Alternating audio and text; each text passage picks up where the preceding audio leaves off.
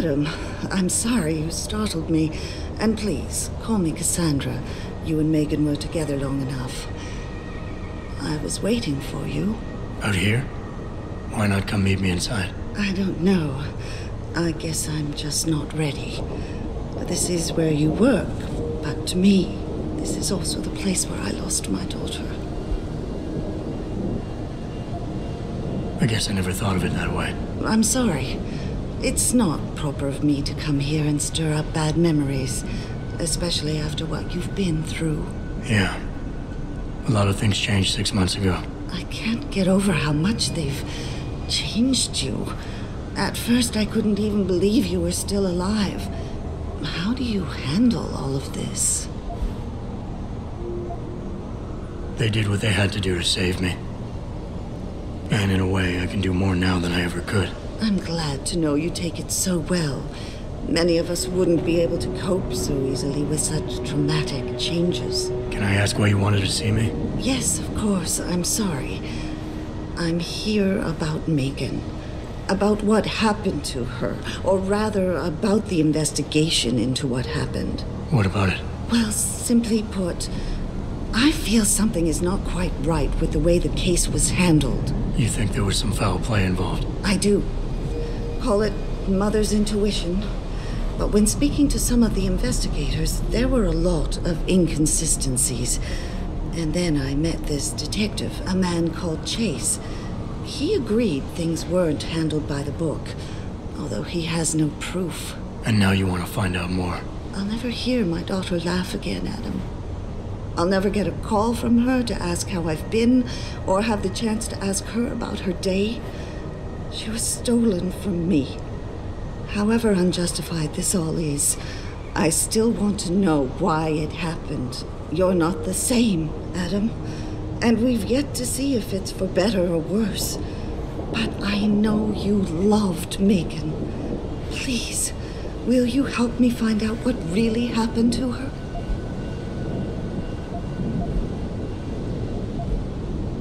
I never got a chance to investigate the attack myself. I'll look into it. Thank you. This means the world to me, Adam. Really. The first thing I'll need to do is meet with this detective, Chase. Good. He works part-time as a security guard in an apartment building on Brooklyn Court. I'll be waiting for you in your apartment lobby once you're done. Why does a detective need to work part-time as a security guard? Oh, he retired soon after the case. I don't really know the details. Maybe he'll tell you more. I'm on it. Yo, where you been, man? You've been running shit through that abandoned gas station for weeks. Oh, word? Hello there. Well, you must be Adam Jensen. A keen observation. Mrs. Reed told me you might pay me a visit. And don't take this the wrong way, but you're kind of hard to miss. I'll try to take that as a compliment. She told me you might have information regarding Megan Reed's case and the attack on Seraph headquarters. Oh boy, what a mess. Total pissing match. We had the feds on our ass, orders from 3 different departments, and pressure from so many lobbyists it felt like being the scrawny new kid in a prison shower. It is a very high-profile case. Mrs. Reed said you thought some procedures were overlooked. You got that right. I mean, you know how it is. Mrs. Reed told me you used to be a cop. There's always cases where you see the lazy officers taking shortcuts. But this was different. Different how? Too much stuff got overlooked. People seemed way too eager to jump to conclusions, and every time I was remotely insistent, I got turned down by ranking officers. People wanted to bury this thing fast. That's never a good sign. Surely you have something more substantial than this. Yeah, well, that's where you come in. I got a couple of leads I could never fully investigate.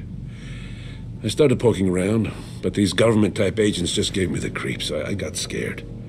Months away from retirement, I didn't want to fuck things up.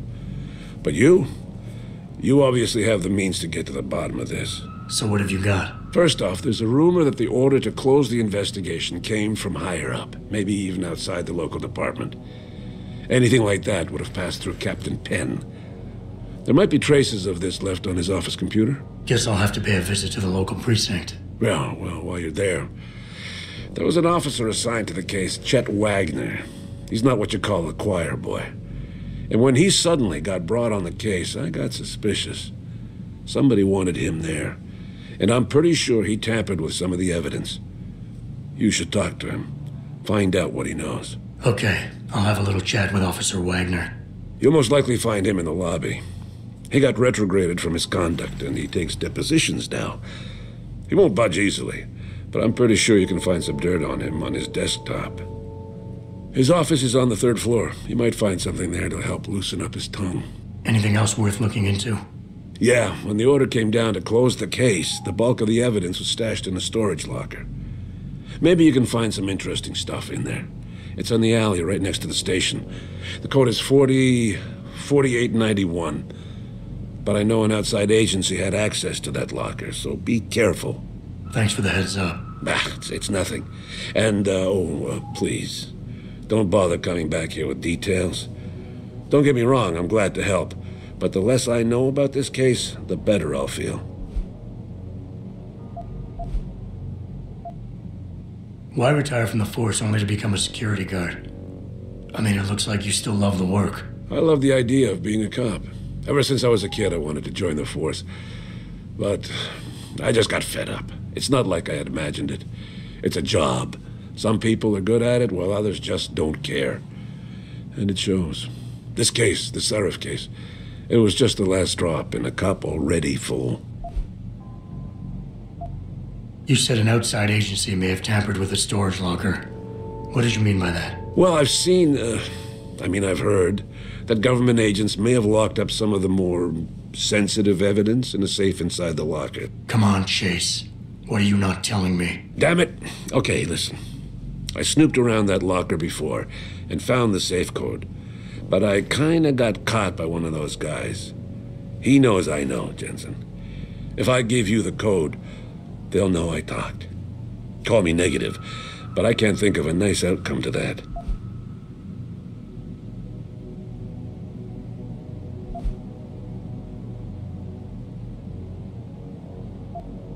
Look, I know this isn't an easy situation. You just retired and you want to enjoy it. I understand that, and I don't judge you. But you have to do what's right. That safe code could mean a lot. I'm an old ex-cop living off a meager pension, while you're an uber-augmented, top-of-the-line agent for a mega-corporation that I'm sure pays you very well. Don't try to put yourself in my shoes. It's just plain offensive. Yeah? What do you want? Information. Then go bother the receptionist, Chrome Boy, instead of wasting my goddamn time. Not that kind of information. I want to know about the Seraph Industries case. Ha ha! And I want a blowjob in a vintage 05 Bard GT, so I guess we both keep on dreaming. Huh, metalhead?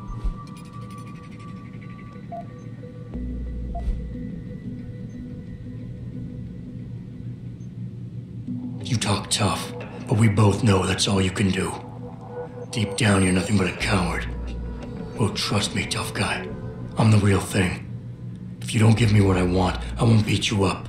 I'll kill you. Now listen, man, we obviously got off on the wrong foot here, right? I don't want no trouble. Talk. Okay, look. I just came in one morning and there was an email with my new assignment in it. Official business. But there were also specific instructions. I had to check out the lab for footage from an Intellicam. They told me to take it and leave it near a garbage can somewhere near the lake. What was on it? Well, it's not crystal clear, but mainly it shows the boys who attacked Seraph as they were breaching the labs. And it looked like they were bringing something in with them. Impossible to tell what. Who asked you to do this? You think I know? Orders are orders around here. They always come from above. And nobody asks questions. You just do what they say, and you hope you don't end up like Secretary Haas over there.